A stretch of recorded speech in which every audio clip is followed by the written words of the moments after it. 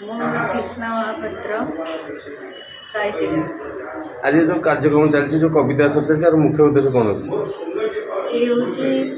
सविता स्मृति साहित्य संसदर आनुकूल्य प्रख्यात विख्यात उपन्यासिका गाल्पिका कवि सुकांती नंदकर तीनोटी उपन्यास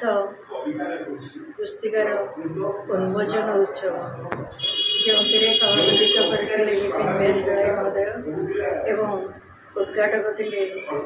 डॉक्टर परेश चंद्र टिकेतराय लेखिका सुकांती नंद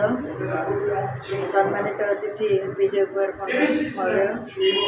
एवं जानकी बल्लभ दास महोदय से व्यतीत अनेक पाठक पाठिका साहित्यिका उपस्थित थे एवं समस्ते से उपन्यासर आलोचना संक्षिप्त आलोचना करते। सुकांती नंद एक सुंदर नीरव निरलस साधिका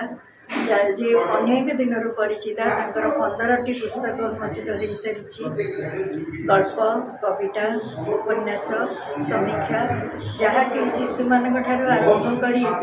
प्रौढ़ युवक तारुण्य एवं सायन पर्यंत रचित हो सारी से कवितारे गल्परे उपन्यास जीवनर समस्त निवृत्त सत्य को से प्रयोग करते उपस्थापन करते जहाँ कथा और गाथा भाव में परिचित अति सुंदर भाव में मनज्ञ परिवेश समस्त प्रति स्नेह और श्रद्धा सम्मान भितर यही कार्यक्रम सुचारू रूप संगठित हो।